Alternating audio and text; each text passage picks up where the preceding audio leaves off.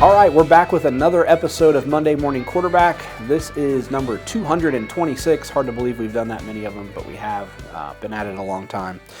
Tonight we're going to talk about the difference between a shock and a spring, and when you go stiffer on your shock or spring, what it actually does to your race car. It seems like a really simple topic, but I think some people don't totally understand the key functions of a shock and a spring and how they are drastically different. So really important one tonight. We dive into it down in the shop, go over all those key things. So here's the video for tonight's episode 226.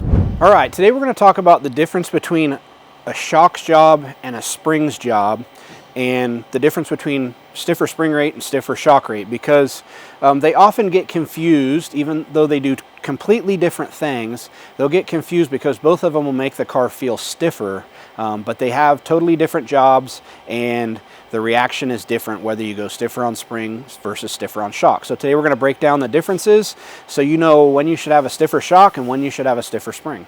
All right, so the big difference is a spring, its primary function is holding the car up. So when you go stiffer on spring, the car it's going to control how much the car moves, not how fast it moves. So going to a stiffer spring is not going to control how fast the car moves. Now when you go to a stiffer shock, a shock is not going to control how far it moves, but it's going to control how fast it moves. So for example, if you're just traveling too far, you're going to want to go with a stiffer spring to minimize that travel.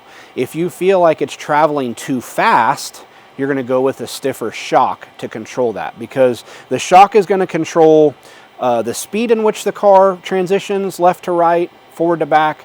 The spring is going to control how much the car moves left to right, forward to back, if that makes sense. So if you go with a stiffer spring, you're going to end up with a higher ride height, a higher wheel load, and less travel. Those are the things that are going to happen when you increase the rate of your spring. When we go with a stiffer shock setting, we're going to have slower movement on compression or rebound, but we're going to have the same ride height and the same wheel load. It's not going to affect either of those two things.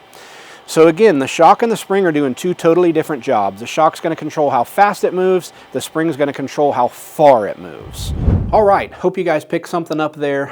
As always, if you have questions on tonight's topic or any video you've watched, please comment on our YouTube or Facebook page. That helps us drive further discussions. As well, if there's a topic that we haven't covered that you would like more insight on, please comment and let us know. That gives us ideas for future episodes. We try to take all that information and film content that is beneficial to all of you. Super appreciative of you guys watching every week, and we'll see you back here next Monday at 9 o'clock Eastern Time. Hope you all have a great week.